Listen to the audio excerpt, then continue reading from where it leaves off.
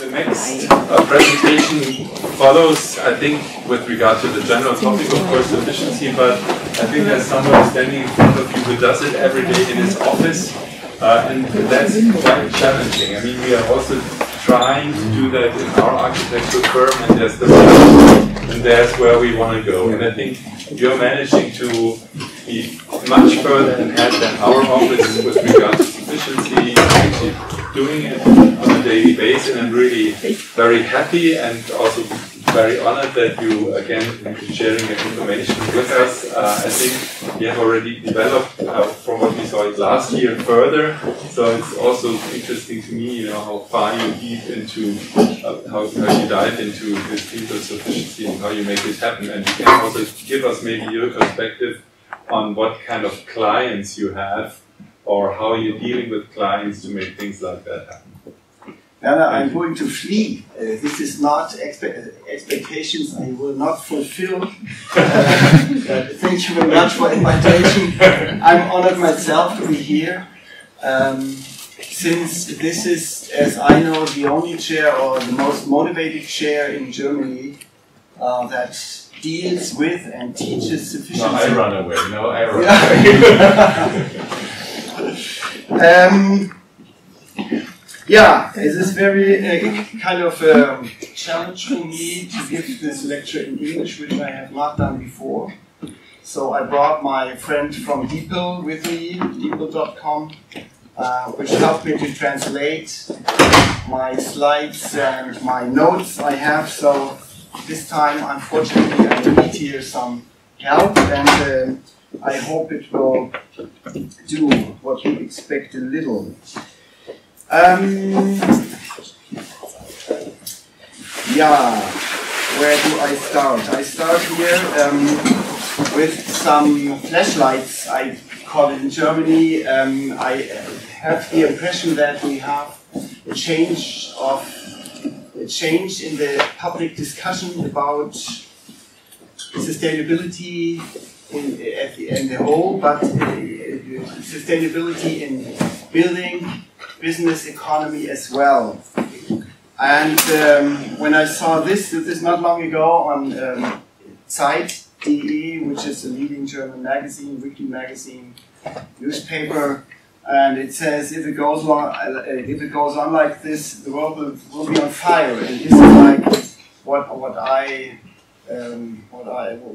feel as well. And there is rising pressure on us, on the people who know and the people who act as well. And what Professor Lang just said is how is our daily business, our daily routine, and what do we know? And we cannot bring daily routine and what we know together so far. As all architects, we depend on our clients, of course, and not long ago I said in a lecture, we can build what you ask us to build, but we cannot build what we want and what we are convinced what would be right in this place. So, very interesting, and when my lecture, which I hold quite often, or what I give quite often, now rapidly changes every time I give it, because new informations come, and myself becoming more and more radical how we should act, unfortunately not how we do act already in our office. So I found this very interesting. When I copied this, I was reminded of a lecture I heard 2007 by Audi Cars, the sustainable manager in charge of sustainability. Audi, he told us that a car that the engineers of Audi designed in 2007 will be influence our economy, our environment for the next 30 years. There is a time of development, then there is a time of building a car, and then there is like 15 to 20 years where the car is run on the streets. 30 years. This is for our building is the same, even more, even longer. We do not have such a long development time, but we have a much longer use period, and that puts so much responsibility on us as architects. I think most colleagues do not consider that when they design housing or buildings or whatever. So, this is first. Then we have here, this is an editorial of the German building magazine. This is not Greenpeace magazine, but this is November 2019, and this is like quoting from that editorial.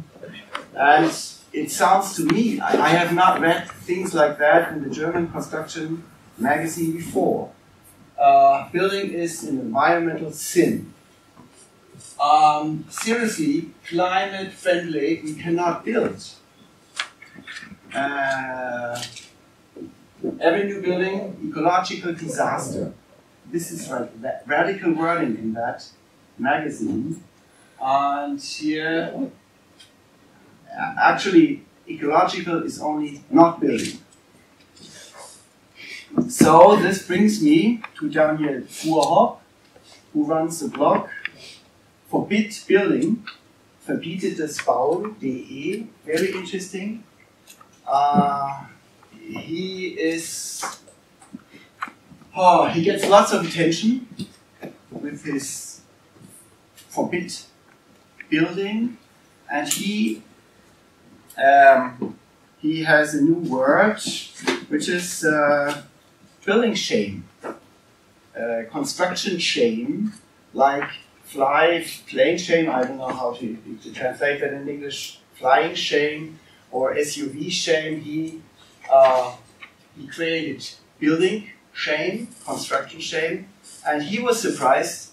He experienced a shitstorm.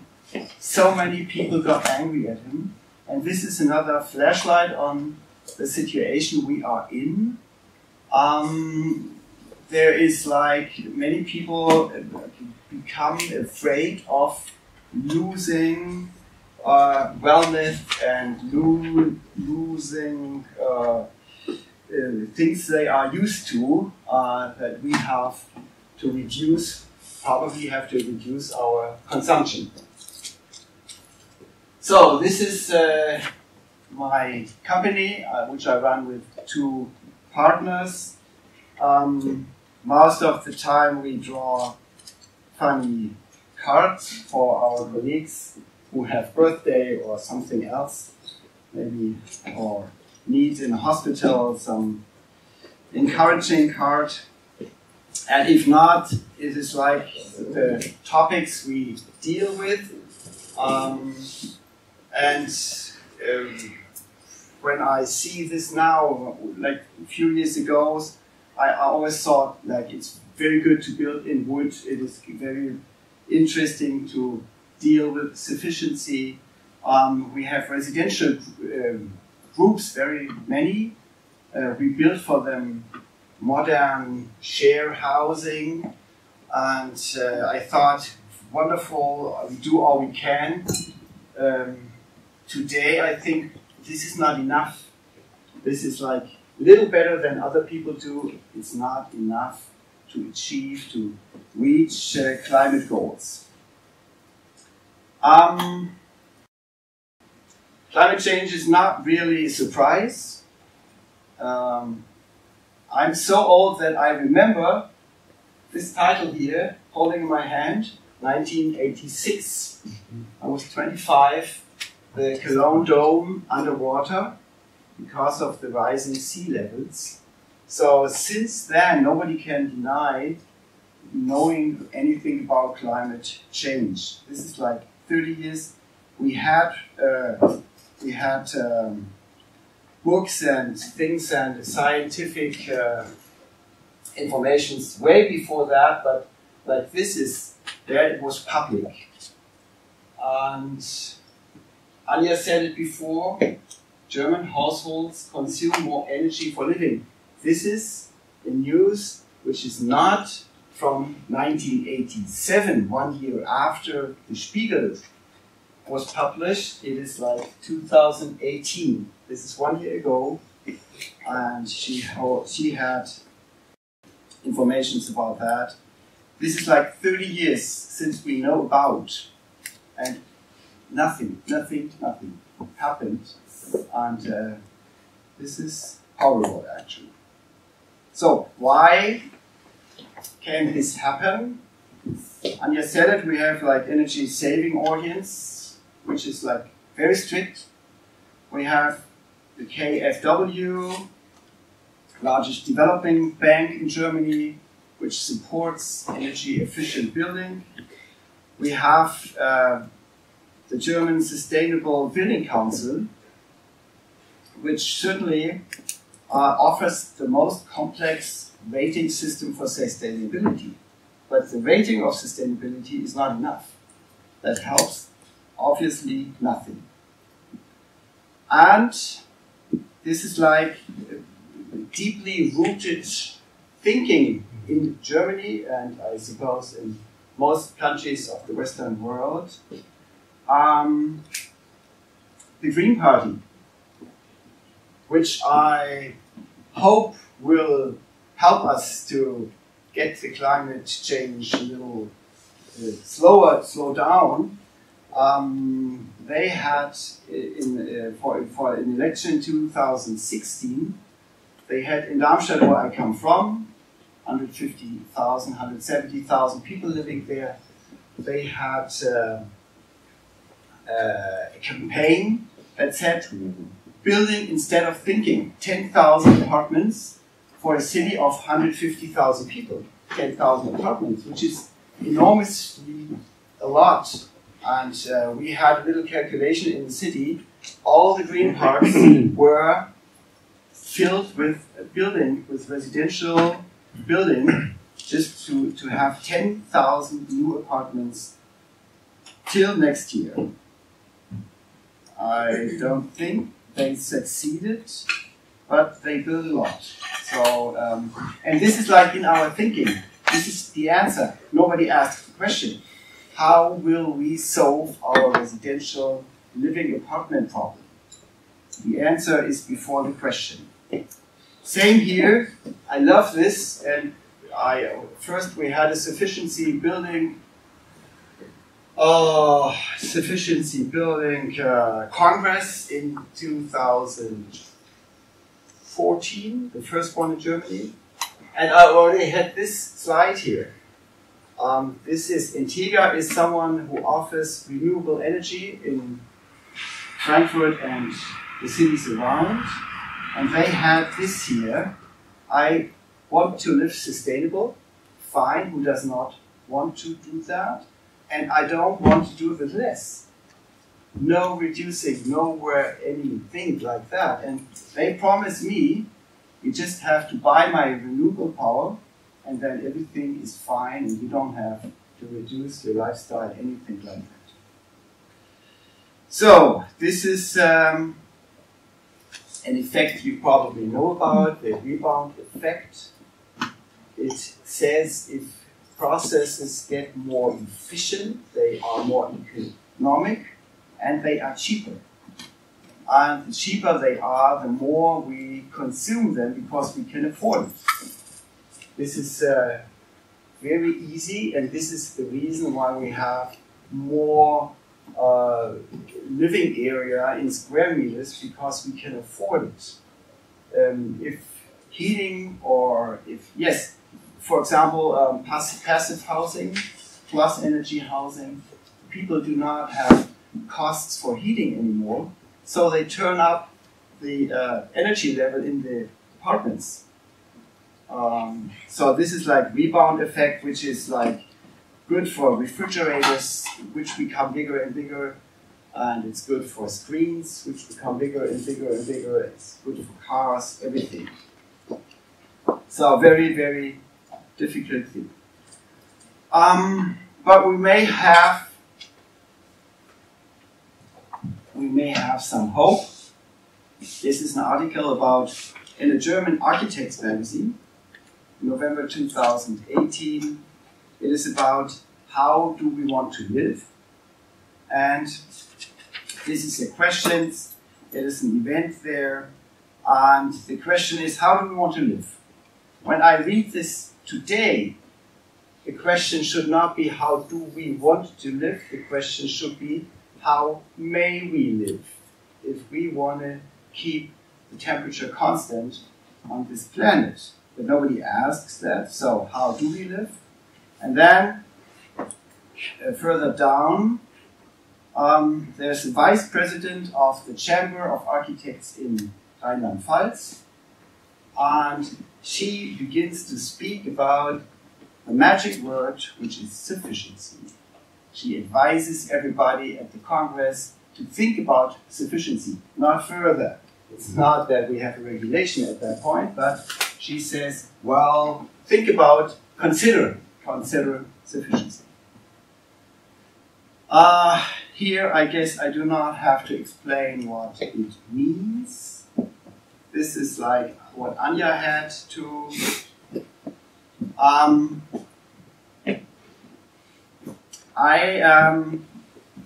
did a Master of Business in between 2007 and 2010, MBA, Sustainability Management. And then in 2008, I think it was, I learned that sustainability requires 3 strategies, which is efficiency, we all know, which is very comfortable for the consumers, which do not hurt, which does not harm anybody in consuming level. And then we have consistency, which is not too bad either. It does not matter if my showering water is heated by wood or by fossil energy or by sun. And then I learned to that time sufficiency is what you know about it, so that we have moderation and that we have altogether, we call it strong sustainability. So far, we deal in building business as well only about efficiency and consistency. The Wuppertal Institute has made a very interesting study. They asked if we can achieve the climate protection goals in 2050 by efficiency and consistency. This question I can answer you, no. The developing speed of efficiency and consistency in Germany is not enough to achieve the climate goals just by that. So we need sufficiency if we want to put the living climate neutral in 2050, and sufficiency is one measurement is like how many living area do I have. For this study, they assumed we have 50 square meters, and we have to reduce the 50 square meters per person. How much do we have to reduce that amount to achieve the climate goal? Now you may make an estimation. How many square meters of living area do we still have if we want to achieve the climate goal in 2050? 25. Quite a radical guess. It's 10. So this is, I don't want to talk to everybody into 10 square meters per person, but it shows us if we want to achieve, we have to higher the speed in efficiency, we have to have much more renewable energy and resources, and we cannot avoid this year, because this is like factor 5, how much we have to reduce. So what are the barriers? The barriers is fear of loss. You may know the psychological phenomenon that getting something is quite nice, losing something is double as unnice. Understand what I mean? Yes, finding 100 euros is quite good.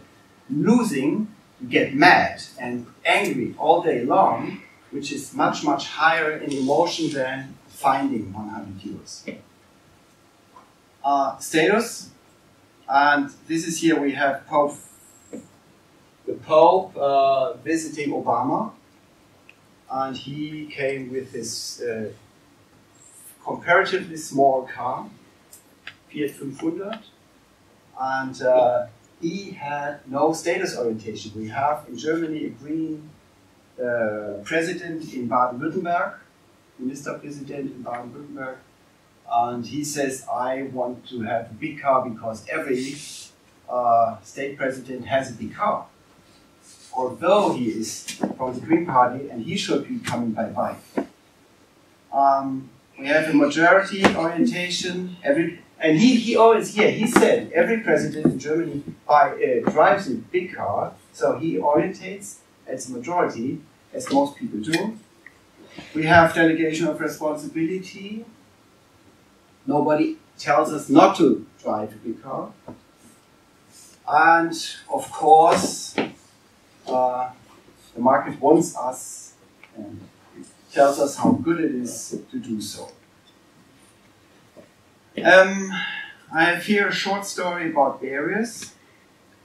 We accompanied a competition for an environmental education center in a Bavarian city.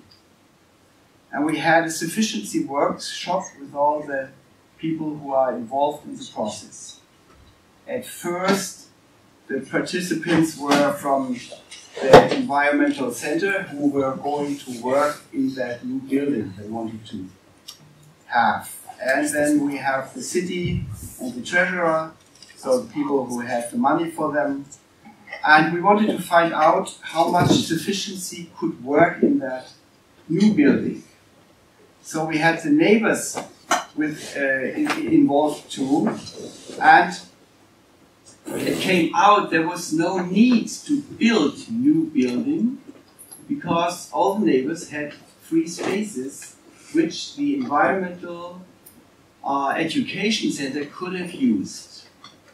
And this is like a real barrier where we found out the man from the city who had the money for the new building, he began to smile, but the people who were from the environmental education center, they began and said, well, we are the only city in Bavaria who does not have an own building.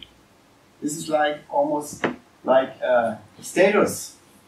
Everybody has, we don't, we want. I said, well, is that not much more intelligent? Is it not much more ecological, environmentally interesting to have not a building? And they said, no, we want a building. Then we talked to them and said, how much would a new building cost? And they said 4 million euros they had. And then we asked, what is the money you have every year for environmental education? They said 200,000 euros. So if we had taken the money for the building and distributed it on 20 years, they would have doubled their actual impact, the actual idea of their work, education building, environmental education. So, but we did not succeed. As I know, they have built an education center there, environmental education. So,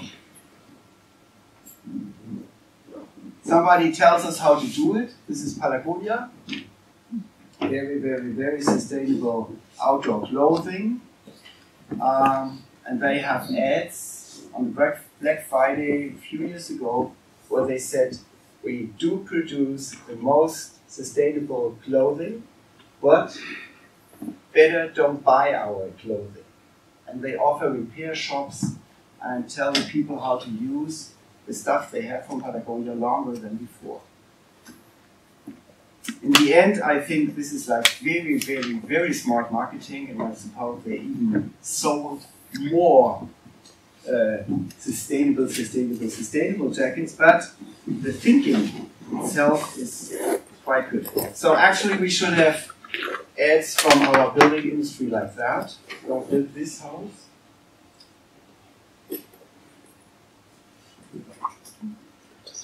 Yeah, Uwe Schneidewind, president of the Wuppertal Institute, where Anja works for, and here is an investigation by him, and he said they investigated is sufficiency somewhere in the world, in any climate protection plan.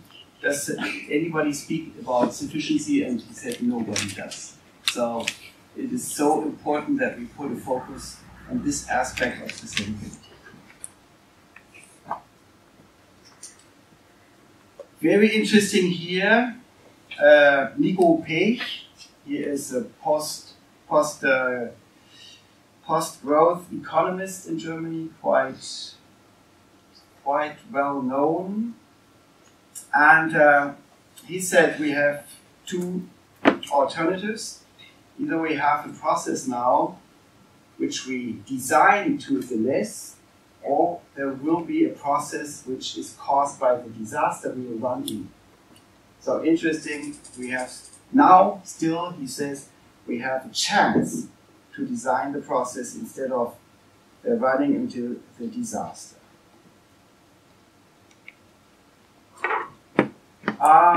Okay, here, sufficiency regarding to building is a long and a dense use. It's very easy. We build something, we want to build that for a lot, we want to use it for a very long time, and we want the building we have built used very densely. So, and we have here quotation which is very interesting, I think, the word less, the word reduction, sacrifice, things like that we can only use if we offer the people something which makes it new and worth living. So we need to talk about benefits you get from the less you need.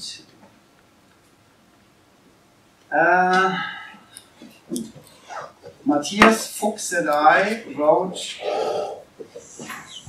3 or 4 years ago an article in the Deutschen Bauzeitung, German construction magazine, where I had an editorial in the beginning. And we had a 10-point catalog with criteria for sufficiency building.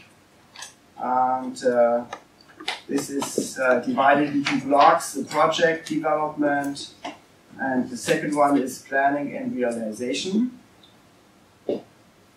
That can be downloaded if you want. We have a little blog which we do not take much care of at the moment.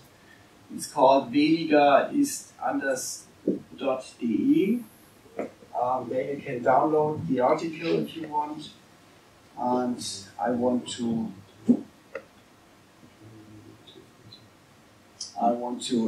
talk about a few aspects. Second aspect is that we need a demand planning. Very, very, very important. We have to ask the questions before we have the solution in form of a building. And we have just a few days ago been involved in a tender design of a competition for GIZ. You may know this is like a very, very big German development institute in the third world. And they plan 30,000 square meters gross floor for 1,000 employees, 100 million euros. And there we have made with them together a classical determination of demands. Who wants what? Unfortunately, we got into that process too late. Many decisions have been made, so we could only have, like, end of the pipe, some suggestions put in the tender, like, can we reduce in the process of using the building the area, and what do we need so we can reduce in the process of using it later on. Sorry. One criteria of sufficiency, and that was a question that has been asked before, very important to have a participation of the users. We cannot, and that was a backfire aspect not long ago, we cannot make decisions for the users to share room, for example, or to work on a smaller place. We need to have the users within the process, involved in the process, so that they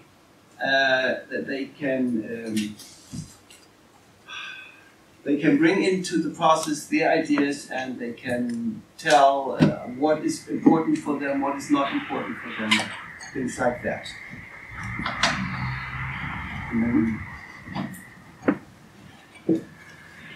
Then we have, like, regulation on area, space per capita.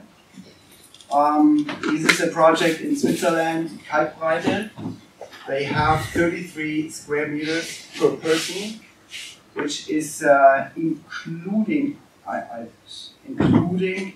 the shared space. So this is very small in comparison to the average in Germany, which is like 46, I think, at the moment.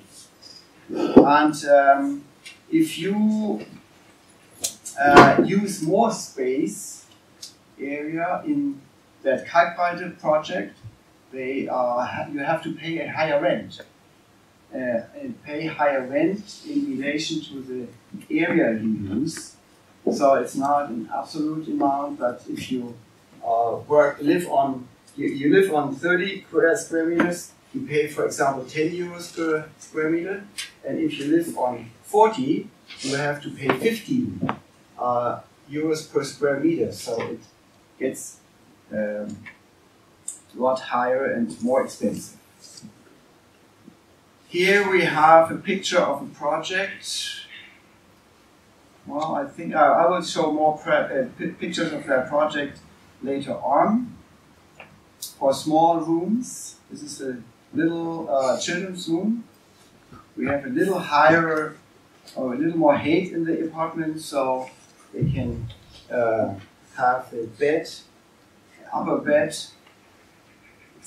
Very important for this space area, is what form of living do I have? If you share in an apartment, like many of you supposedly do, you have much less square meters per person than if everybody has his own apartment. And then Anja had the thing of cluster living, where they have like compromise between an own single apartment and a shared flat, which is a very interesting form of living and which many people ask us. There was a question to Anja, what is the motivation for people to ask us to have Clusterwohnen, for example? And I had in mind a big project in Frankfurt. Mostly elder people that want to live together, 150 persons. And they said, we want to live in a way that our grandchildren will have good chances to survive. That was their motivation, very emotionally, and we had a process with them, participation process, when we talked about them, how much square meters does everybody need? And we had discussions and we had sufficiency lecture and we had information for them. And we got to 35 square meters per person. That was a negotiation process. In the beginning, nobody of them could imagine to have such little space. So 35 is not 10, which we actually need, but 35 is much better than the averages. And so that was a participation process which helped us at that point. This is like Kalkbreite. We had the long and dense use. Sharing is one.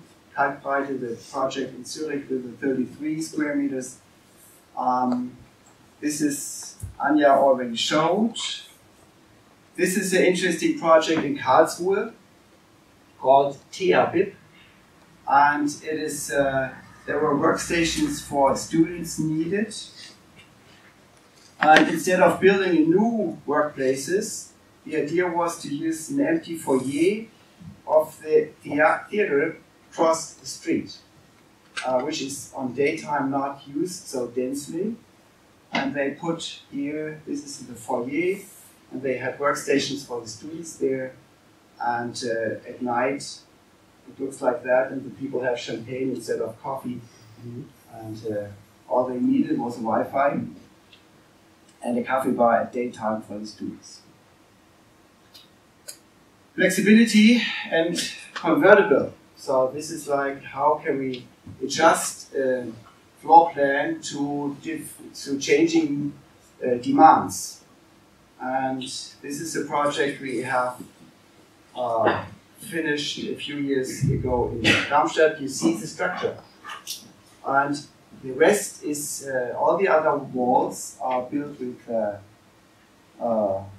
light construction. So we had already in the past, in the first 2 years of using it, there were already changes. This is the structure of the house. And we have here many little apartments which work for singles. It's 50 square meters. And we have, at the moment, most of them are connected, either horizontal or vertical. And the idea is, not knowing if that is going to work, but the idea is that if the people, if the children move out, the people are able to disconnect their big apartments. We have on the north, this is south side, we have an arcade on the north side, so that every big apartment now has 2 entrances, so disconnecting is very easy. I don't know if the fear of loss, we had a barrier, if the fear of loss is going to prevent that people say, well, fine, our children are gone, now I don't need 2 of them, 1 is going to be fine, but at least we have a structure to do so. Yeah. Do you have a pre-designed like places where you can connect buildings, like connect 2 flats together, like an additional door between the areas? Since we have light, each apartment is designed individually, so we do not have a standard at that point. But in the light construction, it's no problem to have a door at where you need it. We have here. This is one example of the floor plans. This is like vertically connected. And this is the upper store here. You see, this is quite radical. This is the living room of the parents. This is entrance from the arcade. Here is the family center, and here downstairs, 2 children, 1 and 2, 2 bathrooms, and here is some area for working. This is here the main floor, and here we have children's rooms. I would say 9 or 10 square meters. which would not be allowed if we had it in social programs, living apartments, but in private we may do so. Then we have the aspect for sufficiency is encourage social contacts. If we live dense in a house, we need to be in contact with neighbors. We need to exchange. We need to know how, what our neighbor wants, what he does, and things like that. And one aspect we have here are the arcades, which are 57 meters wide. And this is, as a matter of fact, this is an area where we do talk a lot. I do live in this house as well, and where we talk a lot, where we meet. This is like where we have coffee on Saturday morning and gin tonic on Saturday night and things like that. So a very interesting space. One aspect is that we do not automatically run as consumers in a rebound effect. If we have a heating system, for example, which supplies us with very cheap energy, with cheap, low cost for heating, for example, then it's not in our interest to adjust our heating level or level of temperature. So we need a system where we can regulate very easily, where we can adjust that. And in this case, we built, I go one further, do I go, let me see, yeah. We have, now I can, this is best here to start with. We built in infrared heating. So we do have, in the beginning, a very low, we have a low demand on energy. We have a well-insulated house, so we do not need a lot of energy. The little energy we need, we supply with electricity, which is quite expensive to get, but we save so much money because, and now you see here, this is like the energy flow. In the case of electricity, renewable energy, all the energy gets into our apartment. If we have a central heating system in a house, we have so many losses on the way, so only 50%, maybe 60% end up in our apartment. The rest is going to go away somehow on the way there.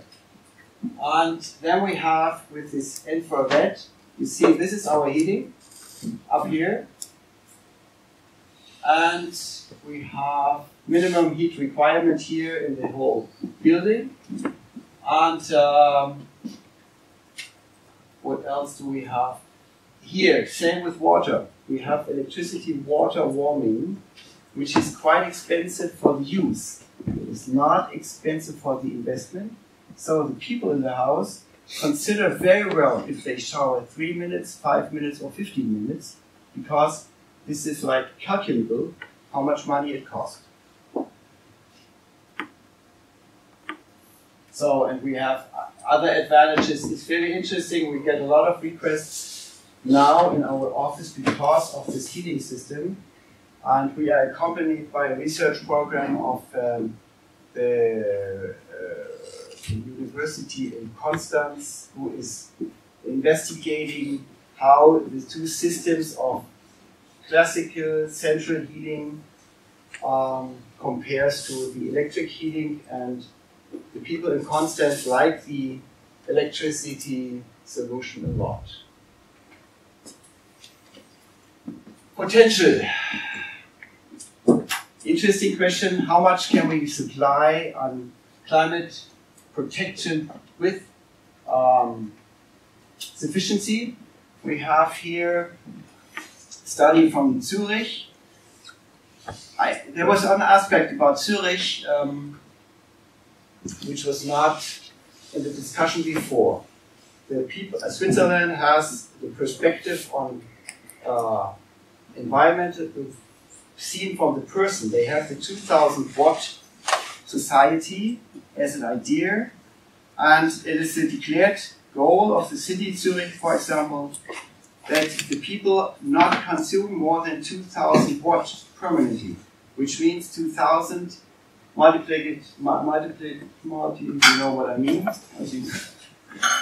Multiplied by 24, which is like 48 kilowatt hours per day. And this is like an amount you can use in the year. So it is up to everybody as an individual, how do I spend my 2000 watts? So this is an interesting perspective on climate protection.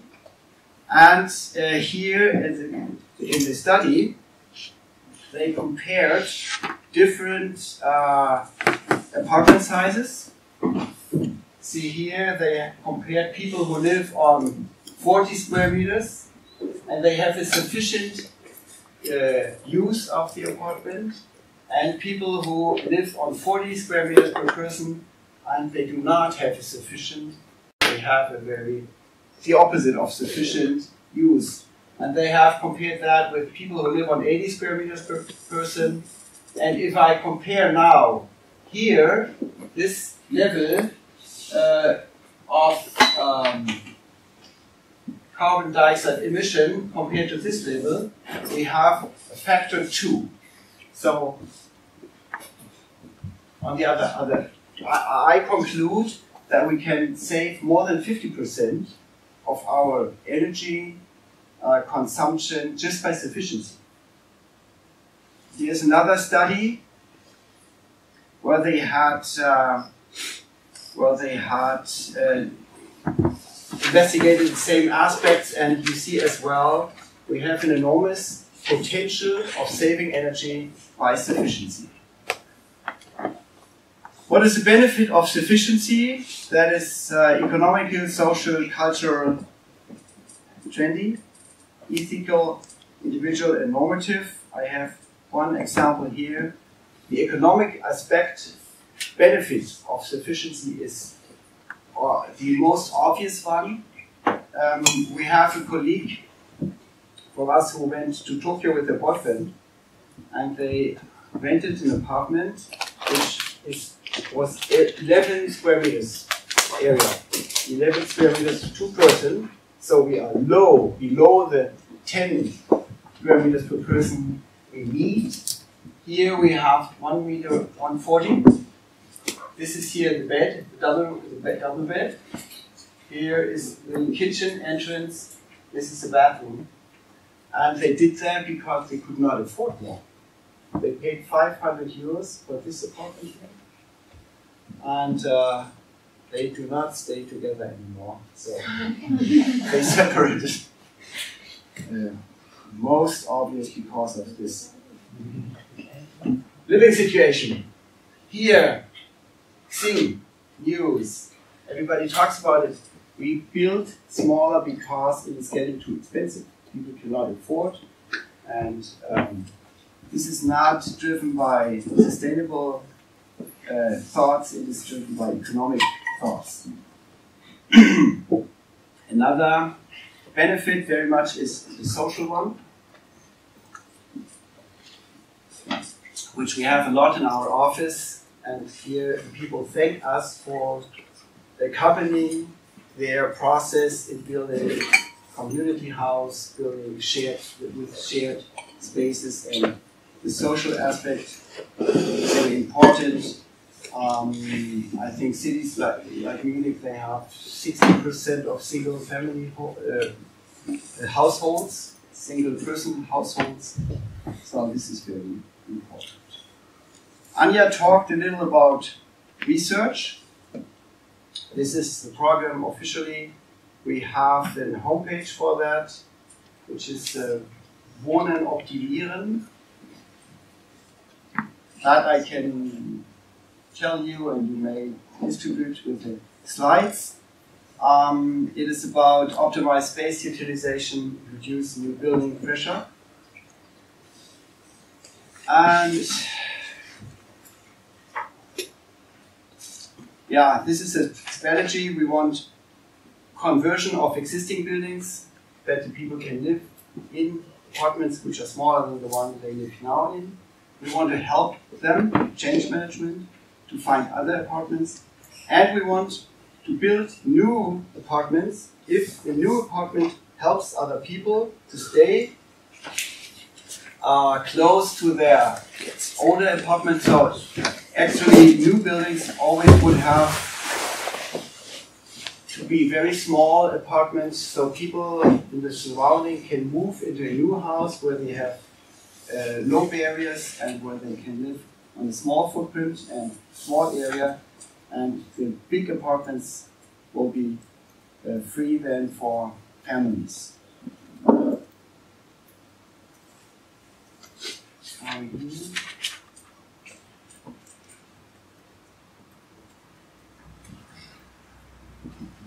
Yeah.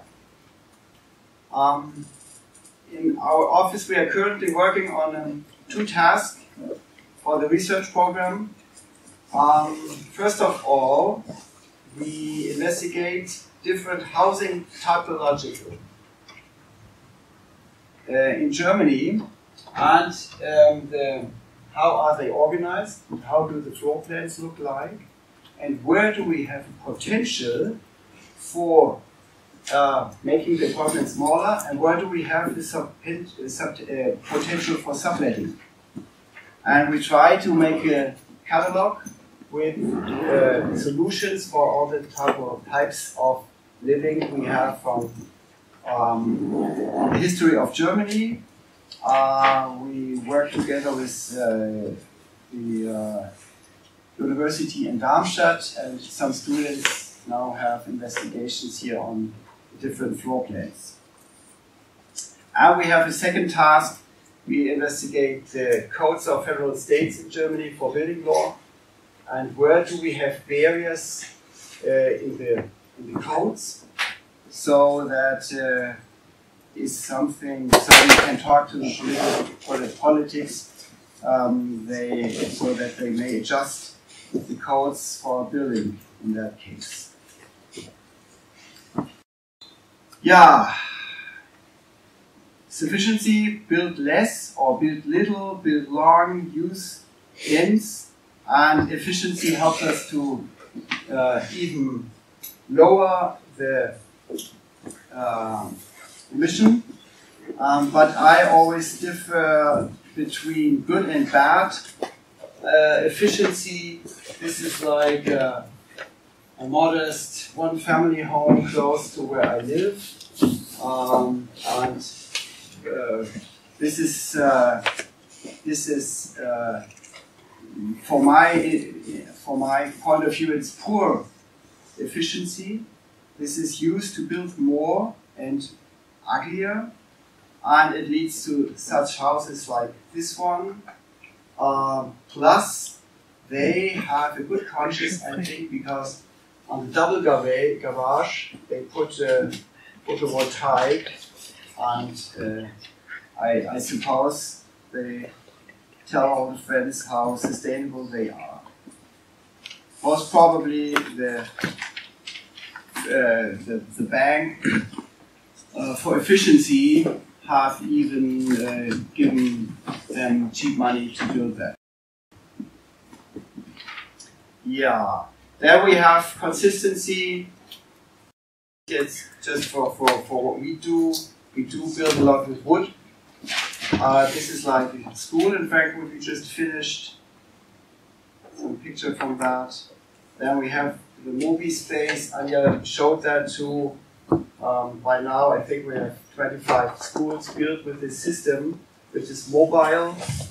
This is a school in Frankfurt which has been used there for 6 years now. In 2020 it's going to move in another part of Frankfurt, and it's built to be moved, so it's quite easy to bring that to another location.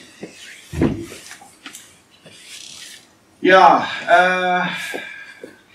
for my point on this topic, sufficiency, and to our attitude in our office, I found a very interesting article in Zeit not long ago, and they had the discussion if technology is going to save us. Is it still enough to have technology? And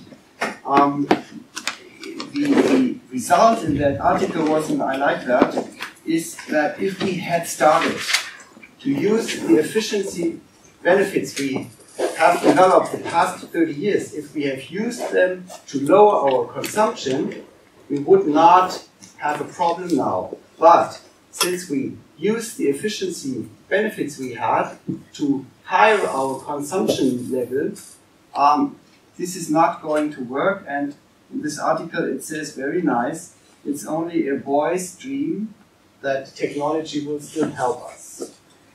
And they discuss, on the other hand, if we can talk about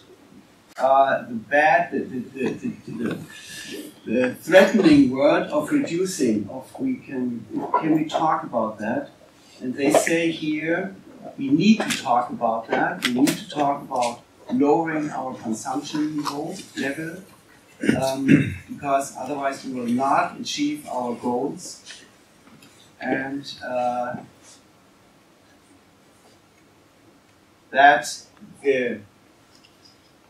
they say here, I think about the taboo, only the removal of taboos about talking about it less will clear the view on the cultural advantages, so benefits, how easy a life is on a lower standard. So, but this is not to be discussed, that we do not discuss yet, but we need to discuss that. So this is what I have in mind and what I hope that we achieve altogether, lowering of our standards. Thank you for your attention.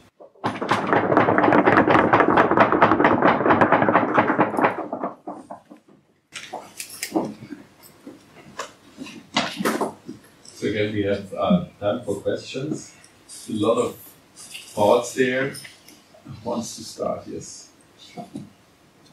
Hey, in all honesty, what do you think of the cradle-to-cradle design principles? Cradle-to-cradle is one of the three strategies. We discussed that during my master studies as well. And Baumgart. Yeah, he is fancy. Wonderful story. It is one part of the strategy. Yes, we need all three. We need renewable, we need efficiency, and this is like the first we need the less as possible, the low as possible. Then we need the efficiency. We have very efficient little, and the efficient little we need in a renewable construction, and very important aspect. But this is not the lifesaver by itself. What he says he is, and this is what during my studies, which was where everybody said no, this is not enough. This is one aspect. Does that help you? I think it's a very interesting discussion, and I think it depends a lot on the perspective. Mm-hmm. Because usually I would argue that it's very hard to get people motivated with the incentive of sufficiency, of doing less. And therefore, I would argue that having a positively inviting story that involves using materials cleverly and designing space cleverly, which includes sufficiency, is maybe a more inviting story. That's what I would argue. But I don't want to open up this huge discussion at this point. It is. I think it's the most interesting point. How do we get the people? This is what Anja discussed as well. And Anja says we need regulations. But who is going to vote? The politician, you know what I mean, who tell the people that we have to lower our consumption. may I just add to this? Or were you adding to this also? Yeah. Yeah, okay. Kind of, because I think what Anja said before about this changing of narratives, I always have to remind of this cradle to cradle, and this we need more sufficiency, and we need to give incentives to people. This all follows this logic of we have a certain aim where we are going to, and if someone is not achieving this certain aim, which is now profit, more or less, then it's not a valuable part of society. So I think an important part is to change the narratives also from credit to credit and from sufficiency away from this profit-oriented maxim, where you are going just for, we need monetary incentives for people, because this is actually not how sufficiency works. And I think if we stick to this economic point of view, we are actually undermining the actual point of sufficiency. So I think this change of narratives is super important. And but it's actually what my question would be, how, as an architect, you could contribute to these narratives, because as you said, you're kind of just doing what the bottom-up group wants you to do. But do you have the feeling that you can actually add to this change?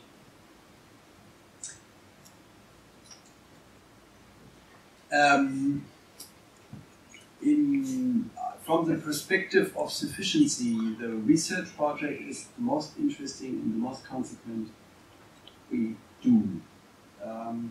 As I said, building in wood is cradle to cradle, very much. Depends on how you do it. Yeah, but the school who we move to other places and things like that, we have that very much implemented. This is like, it is, I would say, close to cradle, very much. Very little loss on the way from one location to the other. But the best we can do is using what we have. And this is what the research is about. Without enough building is better than building in cradle-to-cradle stuff. and that's if I just jump in, that's what I'm having the problem with. And I mean, Vanga was a fellow at our chair for 3 years, and we could not solve that conflict because he said, okay, so if you think in circularity terms, if you think in renewable terms, and then biodiversity and diversity, everybody's involved in, so I'm all fine with that. But I think the final conclusion, and he's still putting that out, is we should really, we could waste, quote unquote, as much as we can, consume as much as we can, since we are thinking in circles and since we are thinking in renewable terms and so on. If you do the balancing, right, of all that, which we tried to do during these 3 years, he was rejecting that completely because he said, we don't need the science behind it, since we are absolute in our actions. The question is, are we ever going to be absolute in actions? And how are you doing that with 7.7 billion people moving towards 10 billion?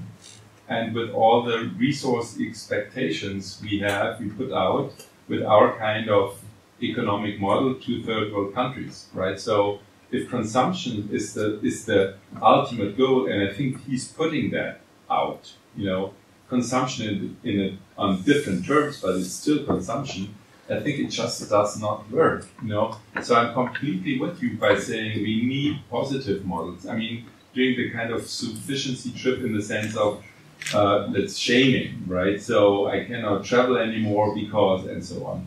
I think that's not the way to go on a wider scale. So the question is, is our positiveness about consumption, which Varanga to some extent still claims, right? Or is it about, giving up on things, or can in reduction be a new kind of quality, So just to give one example, my mother was really suffering under all the consumed goods she has accumulated throughout her life.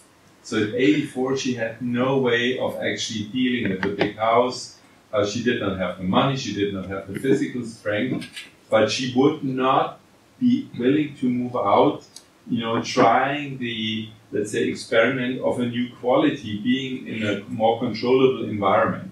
So the fear of loss. And is there a way our thinking, not in the sense of manipulating, but in the sense of a conscious decision, seeing the benefits of actually dealing with less? Can we move in that kind of direction without becoming a Zen monk or a Buddhist monk or whatever, right? So is the more and more and more and faster and faster and faster, is that the solution? Or would we find other ways where, let's say, our values with regard to the meaningfulness of our life change beyond the boundaries of I have consumed a lot, I can afford this, I can travel farther, I can drive a bigger car. It's about value systems, right? So what is a positive life, So very difficult question. May I just add, let's not mix up the cradle concept and the design principles and how Michael Braungart is very provocative. He's telling this story. And these are two very different things. Yeah, this is why I started with the principles, but with my argument before, and then I said but, and the but was really the way he's selling it. I mean, driving in a sports car and throwing things out of the window, and claiming that being the principle of creative. I cannot buy into that. With the other, we are all on the same page, definitely. The narrative, a good story about saving climate is wonderful. If we can find it, I have my doubts that this is going to be fast enough. I think we're running out of time. And so I would not, maybe if we lower our consumption level and we have everything in consistency, I put Braungart, cradle to equals, for me, consistency. It's, in a way, direction. Can we talk? I would say so. I wouldn't. You wouldn't, okay? No, not at all. Because the third design principle is celebrate diversity. Yeah. And that means you really have to look at the situation, for example, and the needs of the people there, the situation of the ecosystem at a certain place. And then if you have something in healthy abundance, you should make use of it. And you should have the goal of having a building that has a positive impact. Because, especially in the narrative, because that sets the framing for the architects, the designers. Because within the narrative of sufficiency, I think the conflict is that intuitively it triggers that the best building, even though if you use materials that are existing, is the one that never gets built, and it doesn't go together. So I think in aiming for having buildings with positive impacts, that sets the right frame, I think. And then you have to be real for the situation you are starting, where you're starting, which is telling a story of like resource scarcity also, and having huge problems with material health and energy sufficiency. Of course, this is the cleverness and the realism we need, where we get started from. This is where we are standing. But for the vision where we have to go, I would argue that we don't have time shooting for a goal of being zero. I don't know whether I understand you right. The thing is, when let's say we're trying to do, and the topic of our chair, right? So really the positive ecological footprint. So right now we are doing that with a company. So that's in north of Bavaria. I espouse we're trying to do an energy plus, a life cycle energy plus building, right? So we're calculating the ecological footprint. So. And we did the same thing what you just said. So we talked to the client, so what is the behavior pattern of your employees? How many workspaces do you really need? How many of them are there all the time? And of course, the result was it could reduce the need for office space by 1/3, but because there's constantly somebody not there. There's a lot of people working outside. So that was the first decision we made. How can we have flexible workspace there in order to achieve that? In the end, it was not a biggie. It was not a big issue. It was just a thinking process. You phase zero. So nothing given up in a way. So sufficiency not in the sense of, ooh, like my office building is too small to start out with, I know it already. It's just using your brain, very logical. So I would call that sufficiency, right? So how can I maximize the office space instead of taking 16 square meters per person? So how many employees do you have? To give you a calculator and can tell you what kind of net space you need. So that was the first step. And then the second one was, of course, existing building versus tearing down new building. Again, doing the life cycle assessment, easy decision to be made. In the end, you still end up with a building which consumes energy for the materials I'm using, right? And for running the building. So, I mean, we have not found, let's say, a way to design a building in such a way that you need no artificial light, no electricity for the computers, and so on, right? So, although there's 2226, you know, by Baumgartschlager Ebele, you know, let me do the maths, you know, and let's calculate how much energy was used to produce the bricks and blah, blah, blah. You would end up with a building which has a probably massive footprint, right? So what we tried with this office building I'm just telling you about is basically taking that footprint and you end up compensating with ground guards, use solar income, blah, blah, blah, or let's use renewable energy. You end up being, let's say, at a level where for the two-story building we're doing with in-part concrete, which was existing in-part concrete for the basement, basically. So we weren't using timber for the basement, but for the other part, we were adding to that, including the new facade. So renewable materials. So you end up actually getting a zero balance or slightly positive balance after a life cycle of 50 years in that case, if you put photovoltaics on the roof. So that's the game you're playing. So you could argue, of course, hey, you're cheating, yeah, you're compensating your CO2 emissions with basically solar income. And again, I would like to not cheat in a way, you know, but at the end, at least we achieved really a zero footprint if I take a life cycle approach. And I think in the way, it's the right direction to go, including sufficiency as a starting point. So very much with you. If I would say, let's do far more than needed, you know, with regard to putting in reserves for maybe new workspace coming in within the next couple of years, we would lose that game. Right? Because actually the owner of that company is not stupid. He has to calculate not in terms of euros, but in terms of euro cents, right? And so that's the game of being visionary with a positive footprint, and at the same time make it work today under regular economic framework. You know, and with the Browner principle of saying let's be wasteful, we can do whatever we want to. That's not the principle. That's the narrative. That's the narrative behind it, and I find it really dangerous. That's his narrative. Yeah, right. Let's be clear on that. I'm really sorry to interrupt, but let's be clear on that. Yeah, you're emotionally strong is okay. Yeah. I gave up after 3 years talking to him. Maybe I'm still talking when I see him, you know. But I think this kind of narrative, I'm not buying into that, you know. Any other points? Or have you tilted that discussion down now? Maybe you can ask the question, what do people want from you to build when they want like a sufficient housing? So what are like kind of best sellers?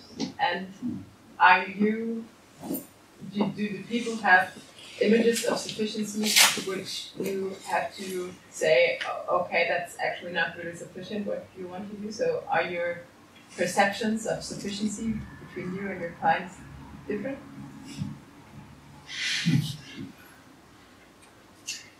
Interesting question.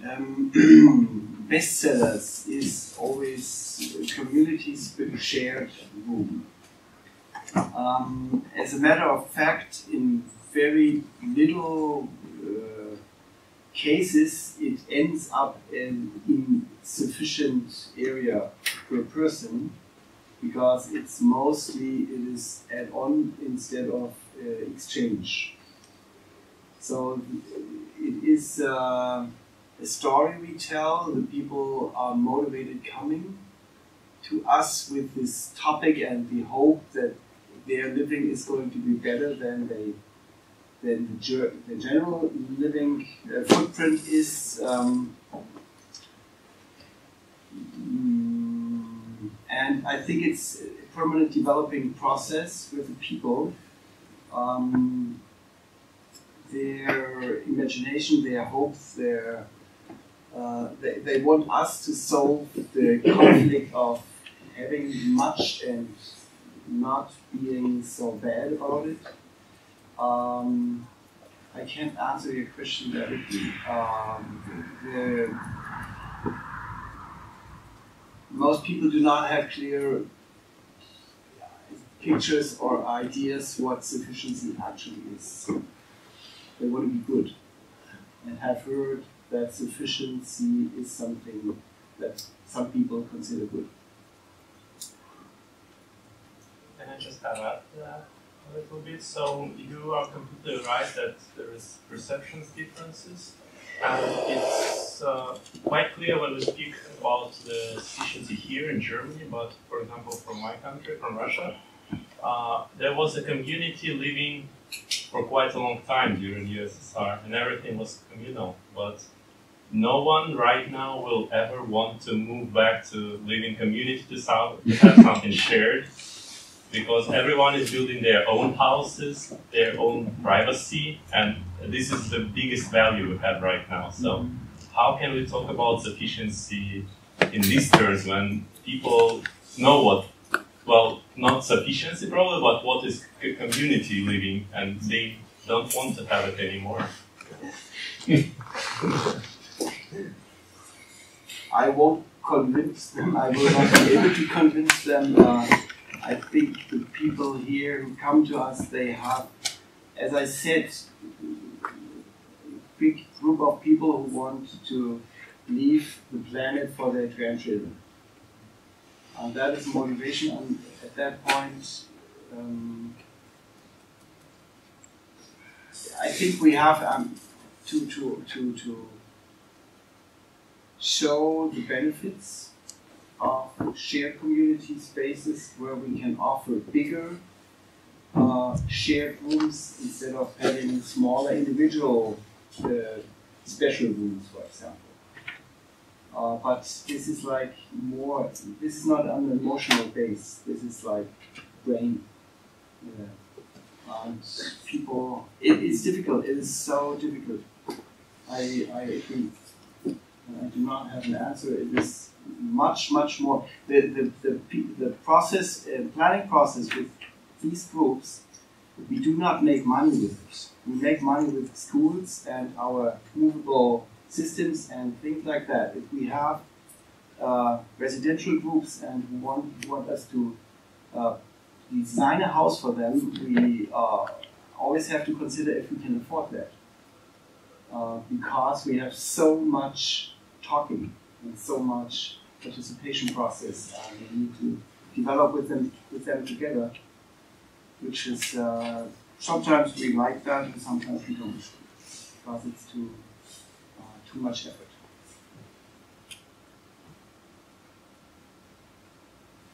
If I may add something to your point, like this example in Russia, I don't think that the people in Russia don't think about their grandchildren, but it's about the trends. Like, of course, they had this hate against communism, but it's the trend of the generation who survived it.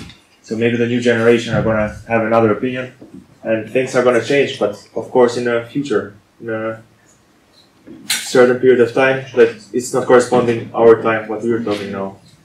Yeah, exactly. So maybe there will be a change, and hopefully there will be a change, but will it be in time for the global climate change? But we're also not on time now, so anyway. Well, I think every country, every culture, every social system is at a different point. And so we will not fasten that, I think. those residential projects you do, how are they like in price? So is this like a pretty, expensive to be in a residential like community, or because I don't have any idea how this would like cost if I would compare it to like social welfare flats, for example, or because I mean the lower the space you have, you would actually expect it to be less expensive, but like. Building cost is very much an aspect of standard, and this is not a matter of do we have a residential group, and it is very much a matter of perspective on the cost. If we talk, do you calculate the community space? Now, as a cost for building, I would say we have euros per square meter gross, and does not matter if we have private or if we have residential group at that point. But if I was more thinking of the actual rent you pay. The actual rent I pay, that must include the cost for the community space, and that is higher. If I do compare that with the rent with my individual area, if I add the benefit of using the community space, I could say it's cheaper because I have a lot of community space I can use, and I have my individual space. So it's a matter of perspective. The building cost per gross square meter is the same. That's not different. Yeah. Could you walk us? You were talking quite often about the participation processes. Yeah. Could you walk us through, let's say, a general participation process, and what are the 3 advices you would give that are best practices during this process? When there's a residential group asking us for design, we say we want a workshop in the beginning, and to have an idea, to develop together the idea of what they do there. Why do they want to live together? What are their expectations? Is it that they want to be good for the grandchildren? Is it that they do not want to be alone? Is it? We had a group that wanted to eat every dinner together. So this is completely, and that is what we find out in the process. People mostly come together and do not have an idea yet. They cannot bring it on 1 sentence, 2 sentences why they want to live together. So this is the why question, very, very much important. And then we have, of course, that the budget. We talk about budget a lot. And then we talk about the decision processes. We have one group in Mainz that claims to have every decision in consent. And they drive us mad. They do not. We started to have our work paid by hours, not by building costs anymore, because we could not afford. It took so much time from us, and this is very much an interesting point. This is what we develop together, and then how much community do we want? How much sharing do we want? We have one project that is like 20% of the total square area is. Square meters is community. 20 is a lot. In general, we have between 5 to 10%. 10 is a lot already. 20 is enormously a lot. And you need organizations for that. You need people in charge for that. And that all we try to find out in the process in the beginning. And when we have that clear, then we have our planning contract, not before. Do you get paid for this process in the beginning? Not in the beginning. By now we do, because we could not afford this process in the beginning. Takes so much time.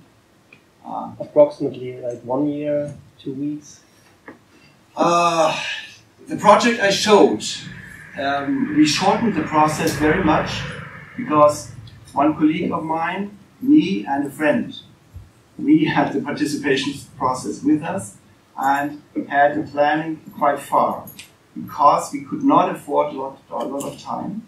We had to pay for the ground, for the site, and we needed a very fast process. We accompanied another process by a community residential group. They had been looking for a site and finding their group and finding the content. That took 7 years. So I cannot give you an average. I would say 6 months if you have a very good led participation process. You can do it in 6 months. Most of the time you need a picture for the group. There, like 10 people come to us and they need 20. So 10 people are like the initiators of the project. Then we develop together a picture and then they look for other people who move in that house. Any more questions? Maybe some of the students who still have not talked today, new voices, new opinions, it may also not be a question, but maybe you have already thought of everything we shared today here on the side.